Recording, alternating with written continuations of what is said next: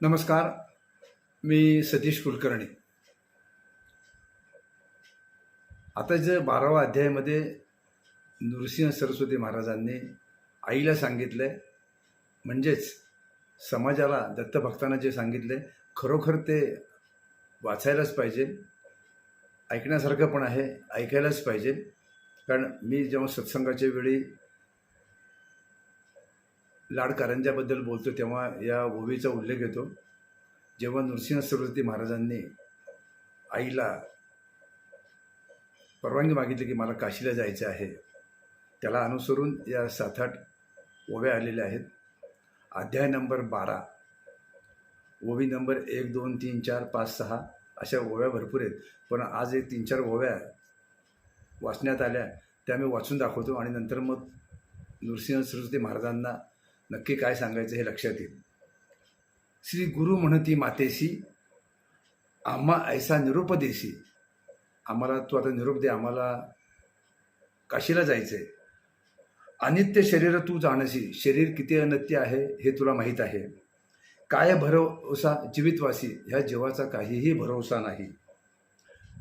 संस्कृतमध्ये असं सांगितलंय, अनित्यानी शरीराने विभव निशाश्वत नित्य सनिहत्तो मृत्यू कर्तव्य धर्मसंग्रह. आई, शरीर अनित्य आहे, वैभवाची खात्री नाही, मृत्यूच्या छायेमध्ये आपण वावरतोय, मृत्यू केव्हाही येईल. म्हणून माझ्या मनुष्य जन्माचं कर्तव्य आहे की धर्मसंग्रह करणं आवश्यक आहे. अनित्य देव वैभव भावी, पुढे कोणा भरोसा, या शरीराचा अजिबात भरोसा नाही, कोणत्याही क्षणी मृत्यू येऊ शकतो. देह तो क्षणभंगुर, देह हा क्षणभंगुर आहे, नाही राहिले कवण स्थिर.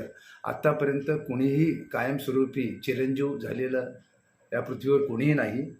जोवरी असे दृढ शरीर, जोपर्यंत शरीर चांगलं आहे तोपर्यंत पुण्यमार्गे राहटावे. त्याचा, आपल्या शरीराचा उपयोग पुण्यमार्गासाठीच करून घ्यायला पाहिजे.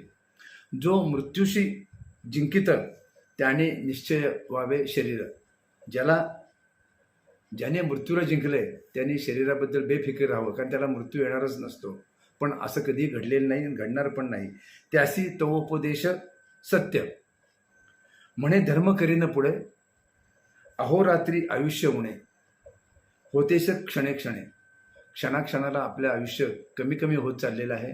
आणि म्हातारपणी वय झाल्यानंतर आपल्या हातून शरीराकडं लक्ष देण्या व्यतिरिक्त काहीही होत नाही. अनेक यातना होतात, औषध पाणी त्यात वेळ जातो, तपासणीत वेळ जातो, घरात एकटाच पडून असतो, नाही ते विचार डोक्यात येतात.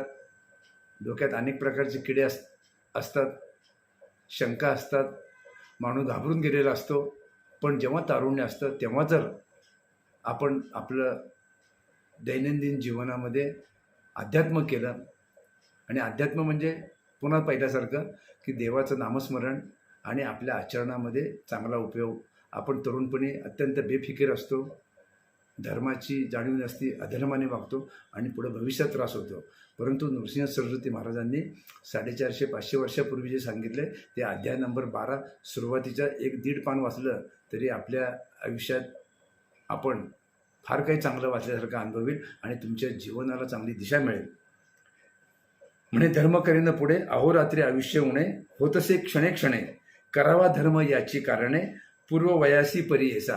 म्हणजे लहानपणीच जेव्हा आपल्याला समजतं तेव्हाच आपण अध्यात्म करायला पाहिजे.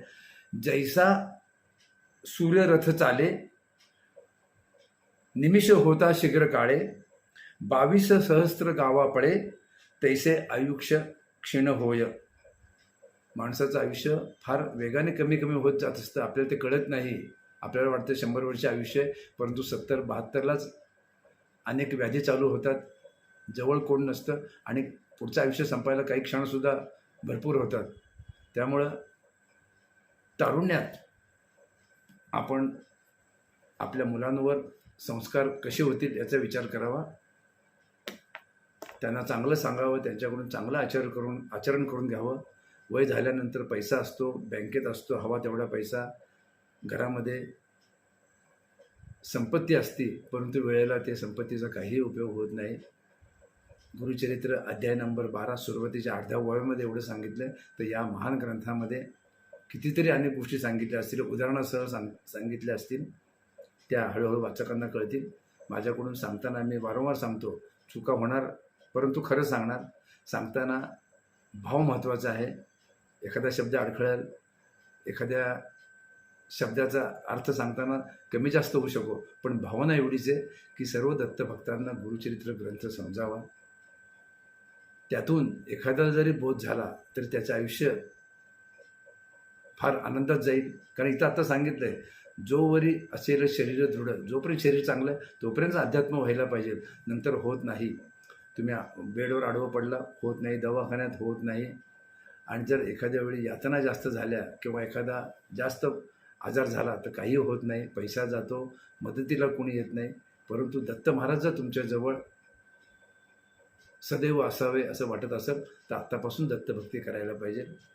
कारण अचानक दत्त महाराजांना हाक मारून ते येणार नाहीत, कारण तुमचा संबंध येत नाही. माझा दत्त महाराजांशी 50 वर्षापासून संबंध आहे. 1972ला स्वामी सेवा सुरू केली, काही कमी पडलं नाही. जे मिळायचं ते मिळालं, जे मिळायचं ते मिळणार आहे. आणि जे आहे त्यात समाधान मानून लोकांना आनंद द्यावा ही इच्छा होती. आणि जे घडतं हे सगळं दत्त महाराजांच्या कृपेनेच घडतं.